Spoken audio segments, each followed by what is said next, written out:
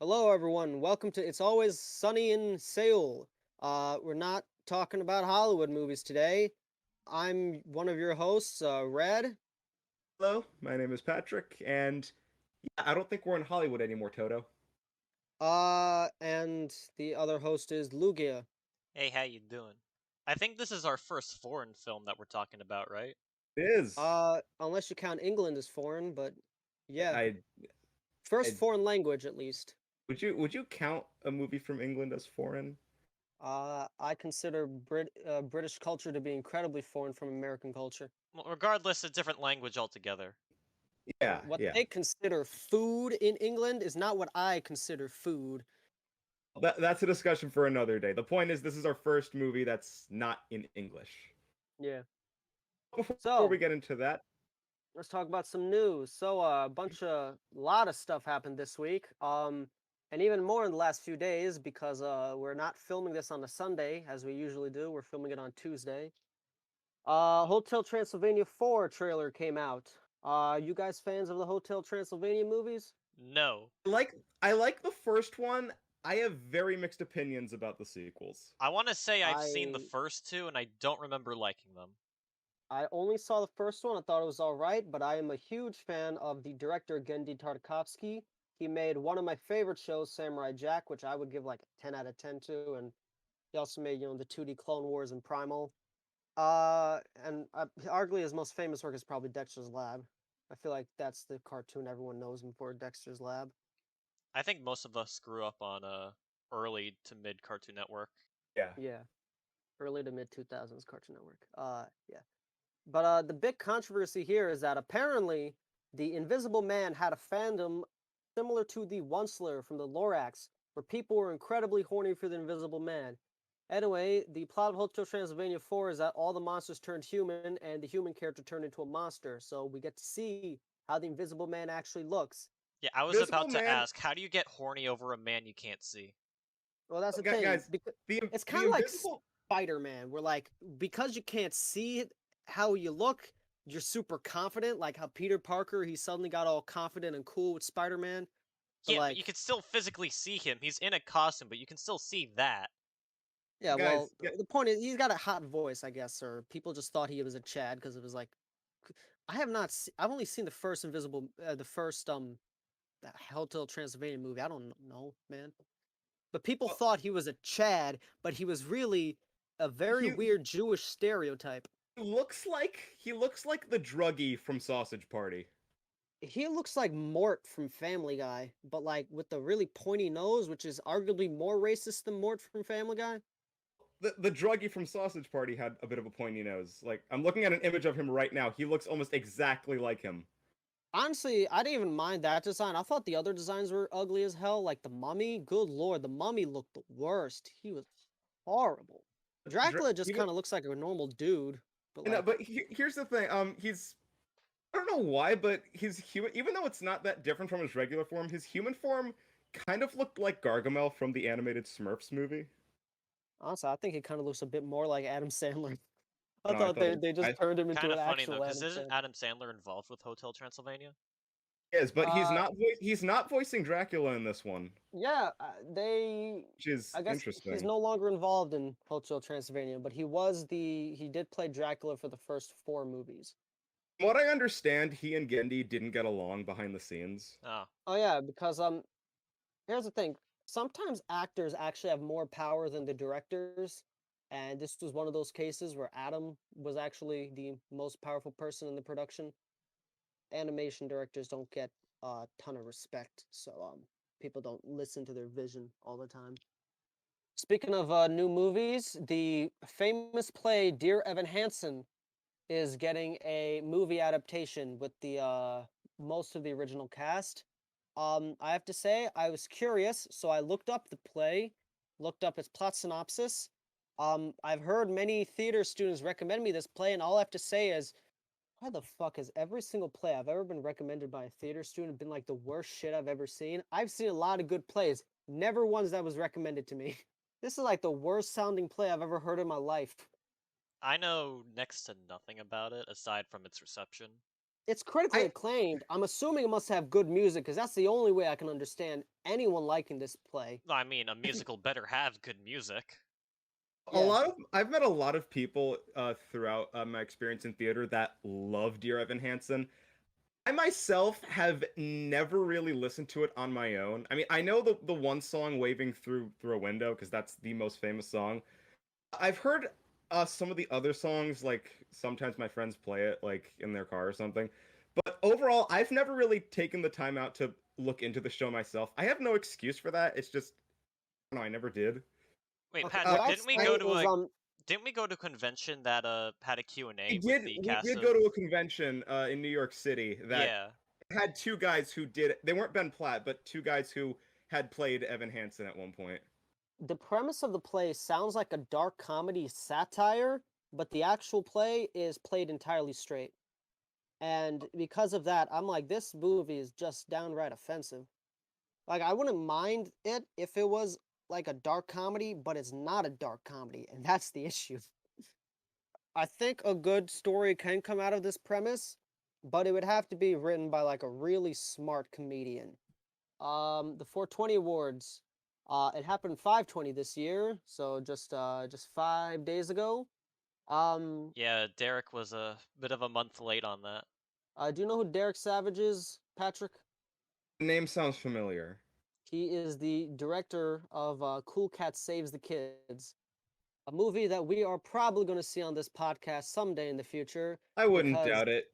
Luke, I you're probably going to recommend it at some point. At some point, yeah.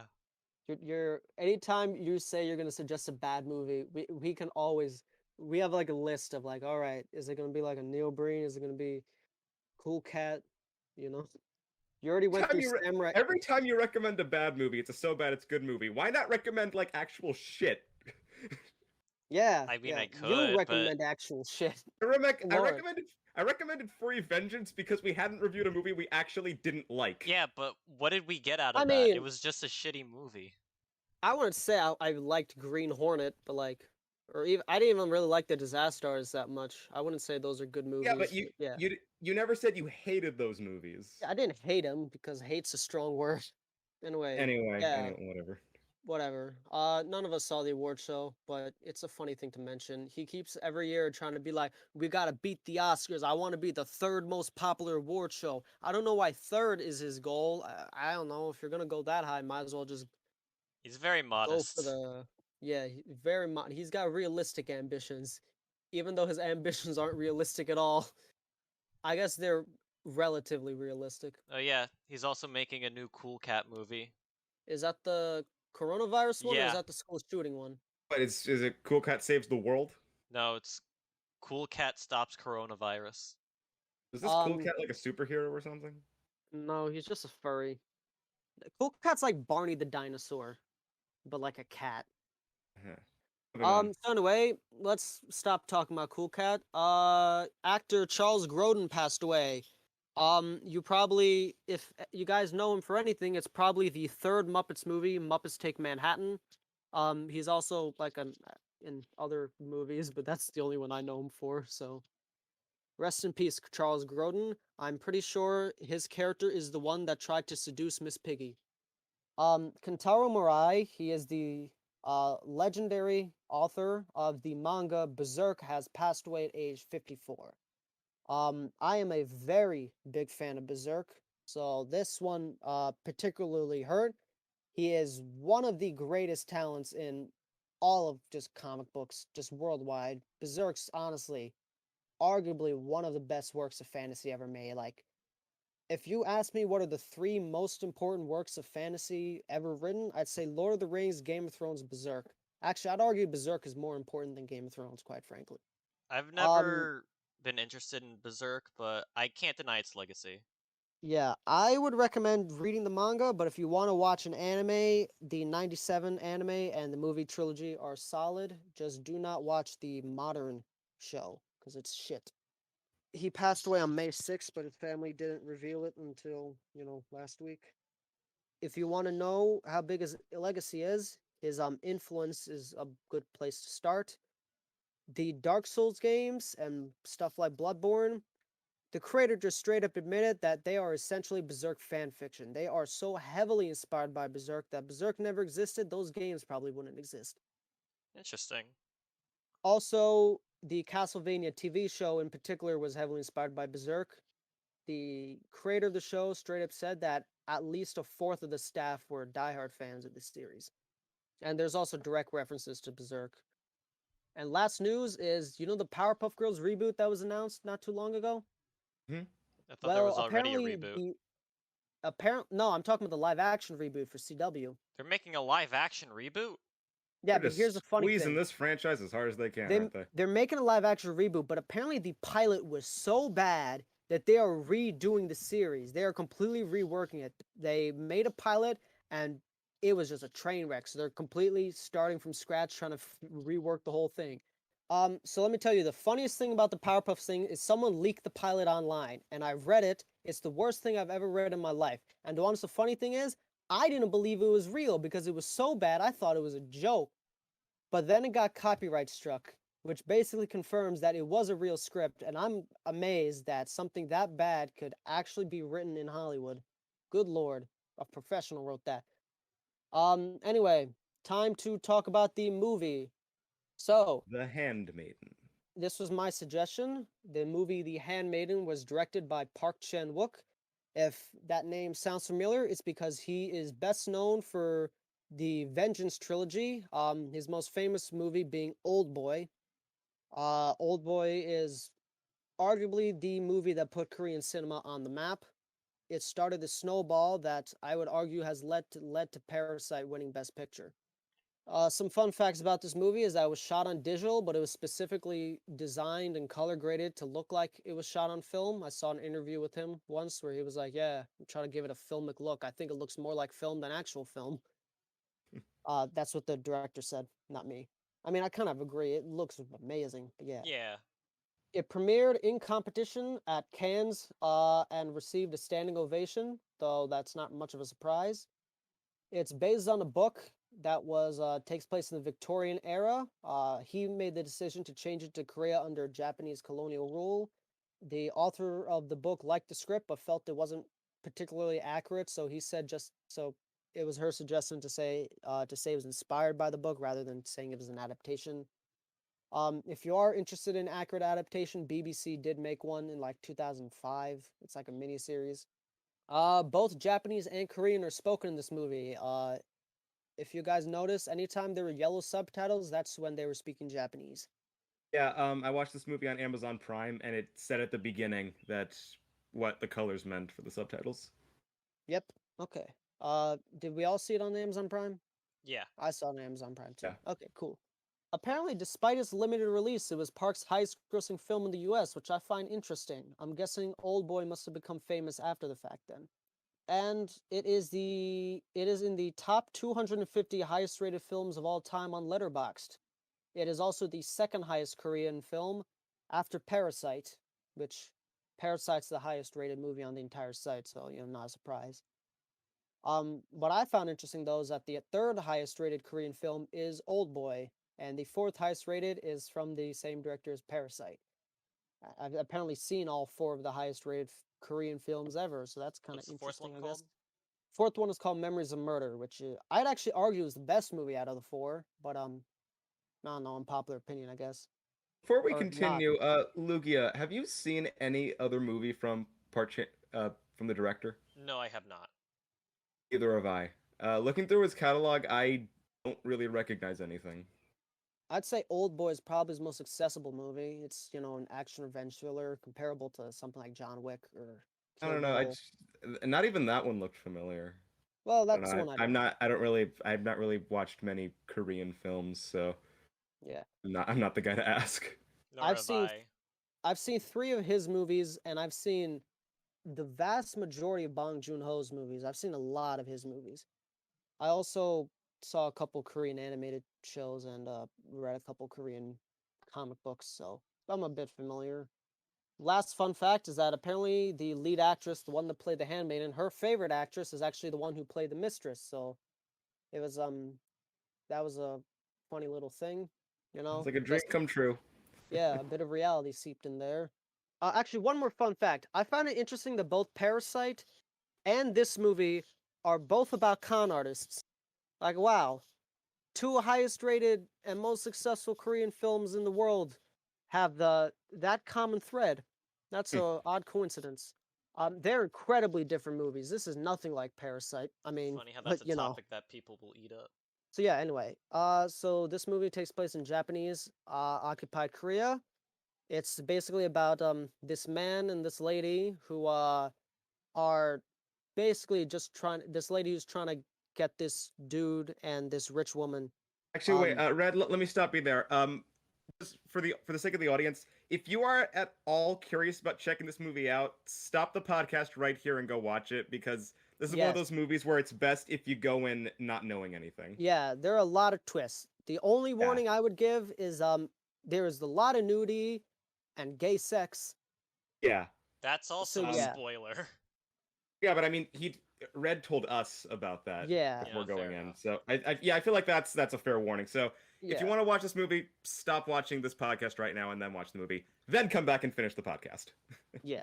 They'll Okay. leave Anyway, us carry hanging. on, carry on. So back Yeah, to the carry on. plot. There are three parts. Part one basically is this lady is hired by this dude to basically play handmaiden, but it's all actually an elaborate scam where basically has to like convince this mistress to marry this dude so that dude can get, all the inheritance. And it's basically, you got to marry the rich lady to get her money, Evil. classic scam, I guess. I don't know. Yeah. But what happens is that the mistress and this handmaiden, they end up falling in love. But as a last twist at the end of the part, it turns out that the mistress and her fake husband were actually in cahoots the whole time, and they double cross the handmaiden. Then in part two has a bit of an out of order storytelling. It starts off with a flashback where we see the mistress's sort of upbringing and learn that she was forced to read like fucked up pornography, and there's like a weird psychological sex shit abuse. And then we see, the count realize the count and the mistress, the kind of how they meet and how their scam sort of arises. And then, what I thought was pretty cool in this part is how we see a lot of the scenes from part one, but from a new perspective, both figuratively and literally, as all of the scenes from part one are actually shot from a different angle. I'm not sure if you guys noticed that. Yeah, I saw that. But yeah, similar thing, but here we learn a further twist after a certain point where they confess their love for each other. They just come completely open about their scam plans, and then they form a third plan to double cross the count. And then part three, we basically see that happen. She drugs the count, then tells her uncle about what happened, and there's this weird fucked up torture scene, and then yeah, they sort of get away with it at the end. They live happily Couple. ever after. Yes, they live happily ever after. So quick thoughts. Why don't you start off, Patrick? Because I'm very interested about your opinion since you're the one I felt this might be the most cultural shock for. Okay, yeah. So when you recommended But I'm a Cheerleader, I was not expecting what that movie had to offer for me.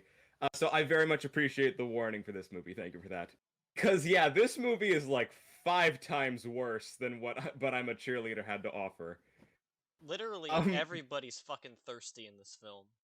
oh No yeah, one Yeah. is safe from being Oh, horny. but speaking of which, this director, do you know what movie he made before this one? but- The movie was literally called Thirst.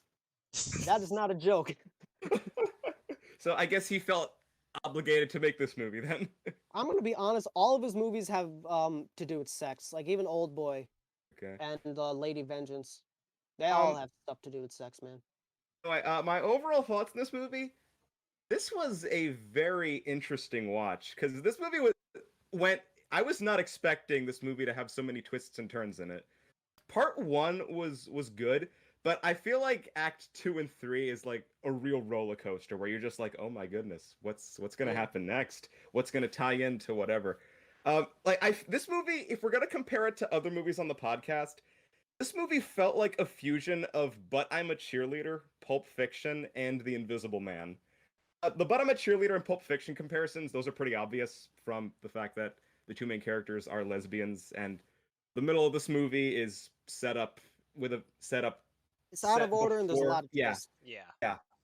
The Invisible Man comparison, I feel, comes from how this movie looked, because like The Invisible Man, it's very much muted in a lot of dark colors. Yeah, it's I'd also argue this movie is kind of a thriller. I wouldn't actually I would say this movie falls into like a dozen different genres. I mean, it's a thrill, it's a erotic psychological thriller, it's a romance movie, it's a comedy cuz I'd argue there's a lot of funny shit in this movie. I And failed to like see the comedy portion. There's a few points that come kind of on, man, there's a gotta couple chuckle. scenes in there that There's kind a of couple funny, man. chuckle-worthy moments. Yeah, especially in like part 1 and part 2 when they're doing their kind of scam stuff. Like I thought the Count was pretty funny. It was a pretty funny Yeah. character. So like overall, I'd say I liked this movie. A Yeah, few really uncomfortable points, but we'll get to those. But overall, I enjoyed my time.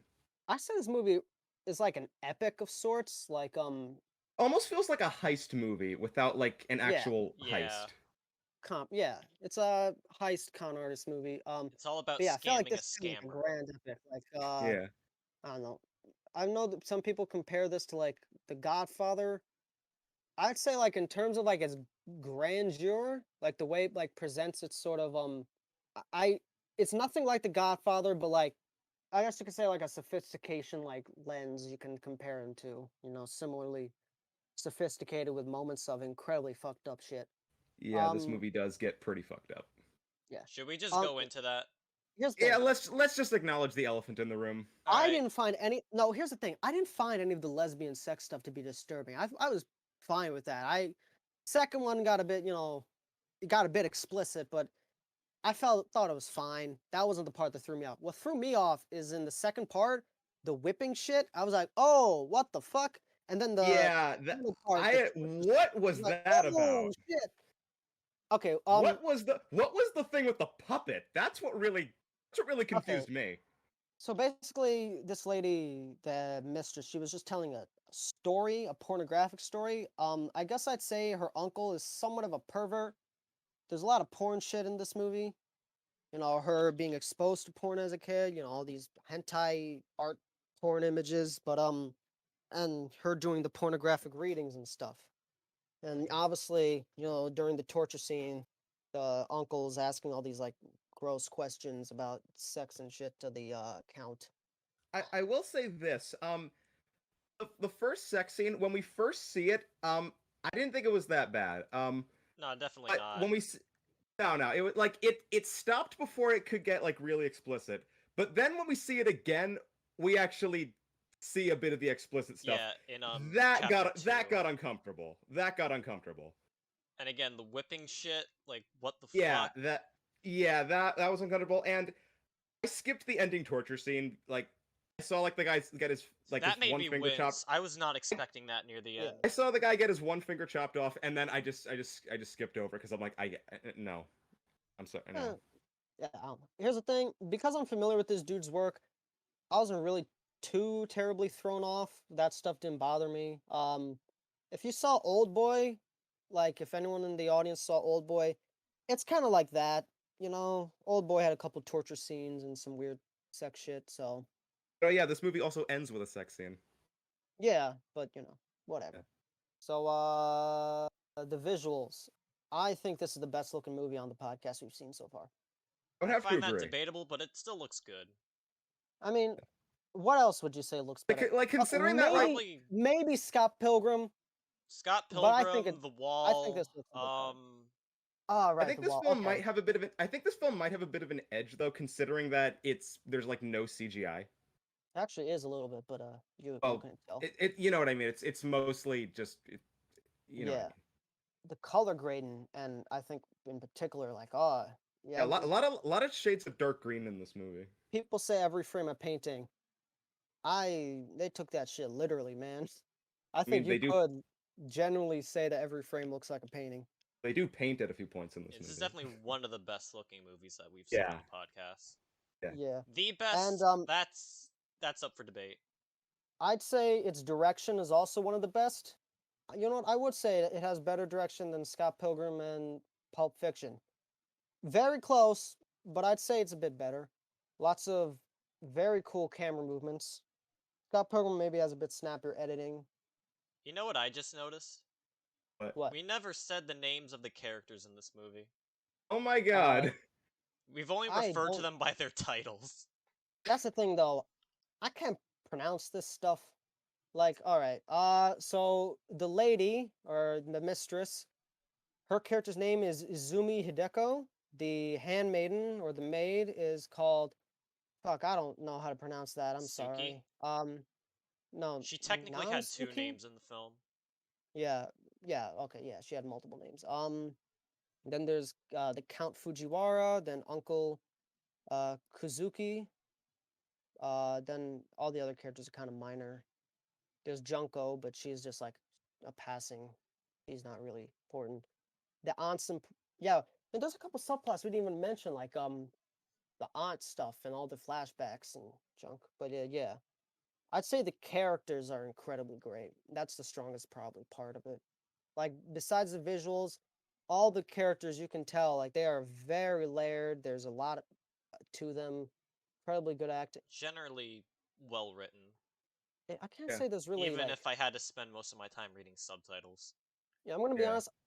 I can't say I really think there's any flaws with the movie. The only real flaw is that, it can get uncomfortable, but I'm not sure I could say that's a flaw. I thought it juggled tone pretty well because, it was able to have jokes without it really, without it undercutting any tension or anything.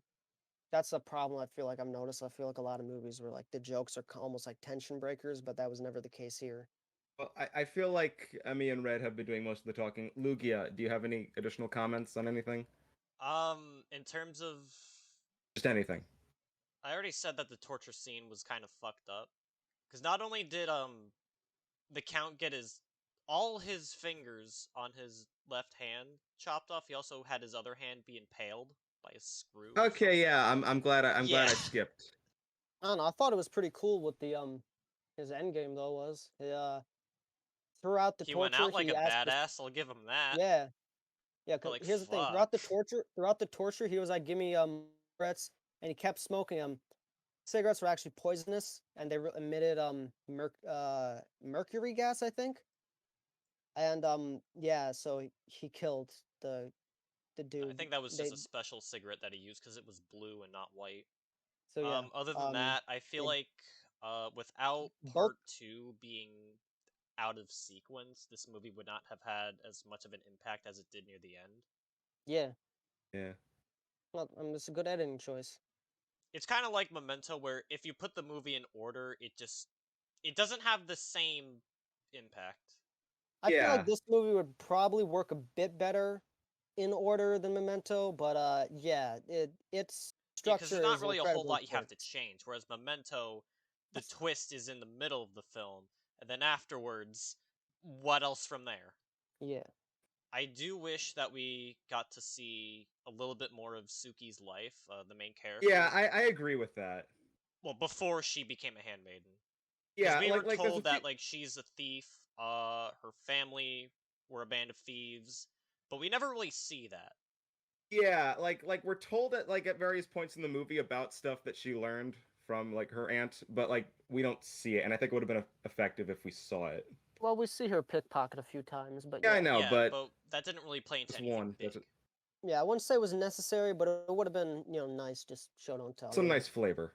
It's already 2.5 hours. An extra 10 minutes couldn't hurt. But the pacing was incredibly good. So like I'm wondering if that would have affected the pacing or not. I don't know. Other But than yeah, that, yeah, that's about it. I know you guys probably don't want to watch again because it's uncomfortable, but I probably will. This feels like some like I never said I wouldn't watch it again. It's just I'm probably not going to. I I mean, like wouldn't really go out of my way to immediately see this again, but yeah, it was I'm still gonna good, and it has some merits regarding aesthetic and structure, but I yeah, would recommend that I agree with Lugia. once you eventually get to his other work, which either you do on your own or I'm just recommended because here's the thing. I've seen 3 of his movies. I think they're all masterpieces. I don't know like which one's the best one. His other two are probably a bit more accessible, maybe. After you guys see his other stuff, you know, it might be interesting to come back to this, especially Uh, because this is like one of his later works. this is a case where like I can't really say any like there's nothing really in the movie I disliked, but like it's for me personally, there's really not much in it that makes me think I'd love to watch this again. I mean, I would watch it again, but like Lugia said, on my own, I probably won't. It's a good one and done movie. Yeah. All right, well, I guess agree to disagree. I guess my overall score, I think this movie is great. I think it's like this. I don't think it's as good as Pulp Fiction, maybe. I'd probably say Pulp Fiction is still my number one, but I'd give this like a 9.5, maybe. I dropped Pink Floyd's Wall to a 9. I don't know. I'd give this like maybe a 7 or 7.5 out of 10. Again, it was good, but there's nothing there that would really keep me going back to it. For me, in terms of where I put it in terms of ranking, I've like flipped this movie through a few different positions. But I'd say this is somewhere between The Wall and But I'm a Cheerleader, which is about mid tier on my list. But as I keep saying, don't take this list so seriously. All right, so here's some recommendations. Interestingly enough, I think that all the recommendations are actually a bit more accessible than this one is. Maybe I should have recommended those instead, who knows. Park Chan-wook's other works, I'd say Sympathy for Lady Vengeance is pretty good. It's sort of a dark comedy revenge thriller, you know, a lot more lighthearted. But yeah, I'd say very colorful. But yeah, and I heard some people compare it to Thirst, so maybe Thirst. I haven't seen Thirst though, so don't take my word on that one. I'd also say Parasite. Parasite is obviously incredibly accessible considering its immense success. It's also got a similar thing where the first act is like a pretty straightforward heist, and then it just goes on a bunch of weird twists and turns onward. I'd also recommend from the same director's Parasite Mother. That's more of a straightforward thriller. I'd say that one's more comparable to something by David Fincher. I guess more like tonally, it's more match here because like it's got a bit of that dark thrillery tone. And last one I recommend is Yorgos Lanthimos' is The Favorite. It's also about Yeah, this movie lesbians. kind of reminded me of The Favorite. Oh, you've seen The I've Favorite. seen a little bit of it, but I Yeah, know the general premise, and this did kind of remind me of that from what I have yeah. seen of it. Similar idea with lesbians and well, actually, The Favorite does take place in Victorian times, and this one was based off a book in Victorian times. So Favorite is, I guess, I wouldn't actually say I'd say it's about as accessible as this movie is. It's Yorgos Lanthimos is a little bit of an odd fellow. It might take a bit to get into him. I like him a lot, but Does he typically do like fisheye lens in his movies? Because I remember The Favorite had a lot of fisheye shots. not necessarily, but he's got a very dry, dark sense of humor. He's like very deadpan. I've seen three of his movies. I saw Killing of the Sacred Deer, The Lobster, and Favorite. I like all of them. Hmm. Yeah. Um, dark comedies, weird dark comedies. I'd say that's what his general thing. Favorite isn't really a comedy, but like it's got a similar weird tone. Brief Q&A, not too many questions, but because of the Dear Evan Hansen thing, and since I know you two are into plays more than me, I was More so wondering, are there Patrick than any? me. Yeah, I was Guilty. wondering if there are any plays or musicals that have not been adapted to film that you would like to see adapted to film, Yes. There. I think that a or movie. any adaptations that are shitty that you'd like to see like a better version of.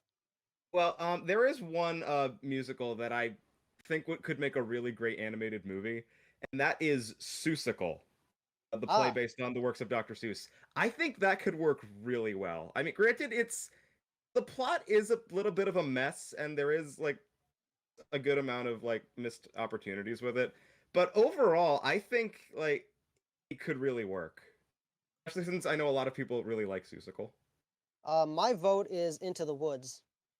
That's been made into a movie. Yeah, but that movie sucked. So like a good movie that's accurate to the source material. Okay. I don't have a suggestion. Okay.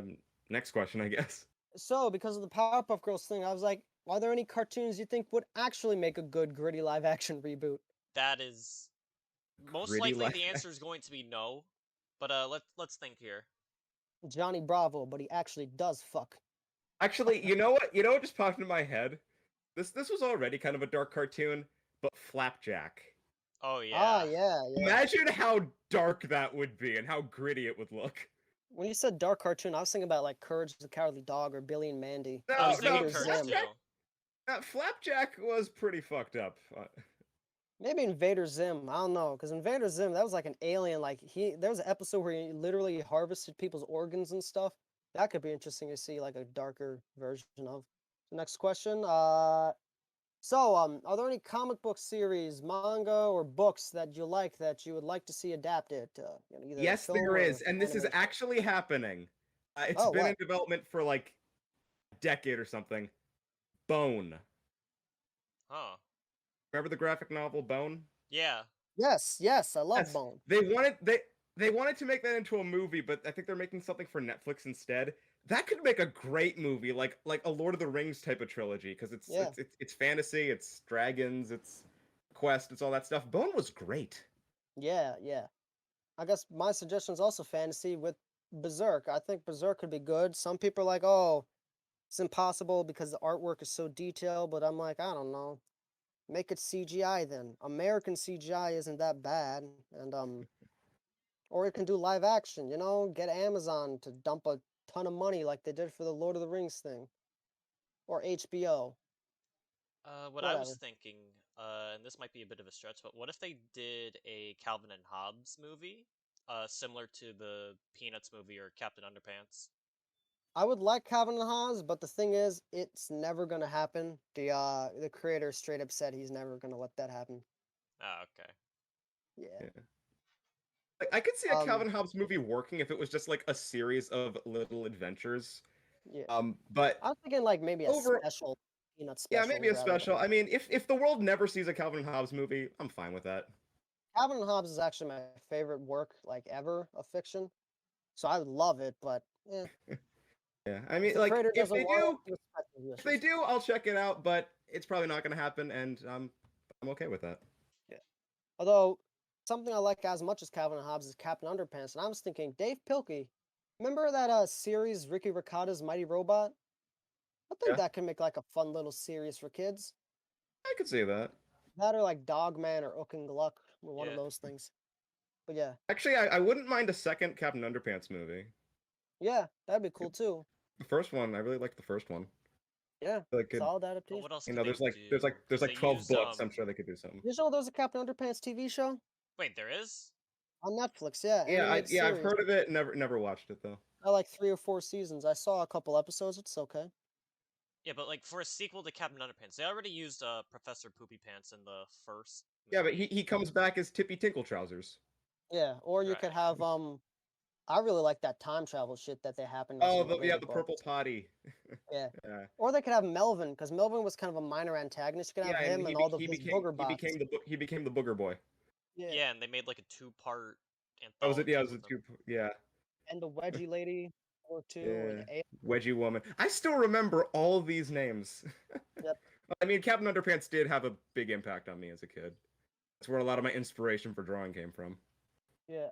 Actually, I found it interesting how like between the time travel one, there was like a 15-year hiatus, and then he dropped like 2 books in like a year that wrapped Yeah, up the whole story, and it was like, oh, that's cool. I read those; they were very good. Fun fact: Harold is gay. yeah, I know. I Harold is gay. remember. Yeah. Yep. That's really cool. Um. Good for him. All right then. Well, then I pass the baton off to you, Lugia. What is your What do you got recommendation for for us? next week? All right, so it's probably something that you're not going to expect at all, and Oh it's a movie that boy. I have never seen before. It is Oh. part of a well, initially, this series was a video game, so I guess you could say that this is our first video game movie that we will talk Oh about on fuck! the Is it podcast. Resident Evil? God damn it, Which one? the first one. Yeah, obviously the first Oh one. my. All Okay, right, Resident well, I Evil didn't even have to say it. directed by Paul W.S. Anderson. There's only one video game franchise that's been adapted. Like that So actually has more than one movie. So since you how said many series, how many Resident Evil movies like are there? eight, More than there should. like eight. And I've only Okay. seen one of them. Okay, so the first Yeah, but you saw the what CGI one. You didn't see Yeah, the what was it? Degeneration? Resident Evil. All right. Are you familiar with the Resident Evil franchise, Patrick? Nope. Only thing I know about it is Jill Sandwich. Yep. As most That's people it. do. That's the only thing I know about it. I have played Okay. the remake of the original, and 4. Same Those were the. here, but I've I've seen a dabbled a little lot bit of in 2 people remake. play a lot of other games in the series, so I Yeah. might be the most knowledgeable when it comes to Resident Evil. I think I might be the most knowledgeable. I don't know. We'll Alright, see. what happens in Zero? Isn't Zero the prequel where it follows 2 people? Yes, and? Yeah, and it directly ties into the first game. You And? can. Who's the antagonist? What does he do? I don't know, Wesker probably. He controls leeches through opera. All right, whatever. I played the Game Boy game once. I know that's a very odd one to mention, but I did play the Resident Evil Gaiden on the Game Boy. I There's dabbled a also a little bit Game Boy into. prototype of the first game. Yeah, I played a little bit of Revelations once at a friend's place. Tiny bit of RE2 remake. So Alright, so yeah. yeah, this will be my first exposure to anything Resident Evil. And Yep. unless you want to count Scott Pilgrim, our first video game movie that we're talking about. And our second horror movie? Yeah, second Yeah, horror. yeah. First zombie movie. I'm surprised I haven't recommended a zombie movie before. Oh, right. I was saving up Shaun of the Dead for another day. Oh well. Cool. Alright. Resident Evil. Remember, kids, um, make up a sham marriage and then get your husband killed so you can run away and be gay. Oh, Terrible also, Happy message. Pride Month. Fuck, shit. Happy Pride Month. It's Pride Month. June is Pride Pride Month. parades. June. Fuck, man.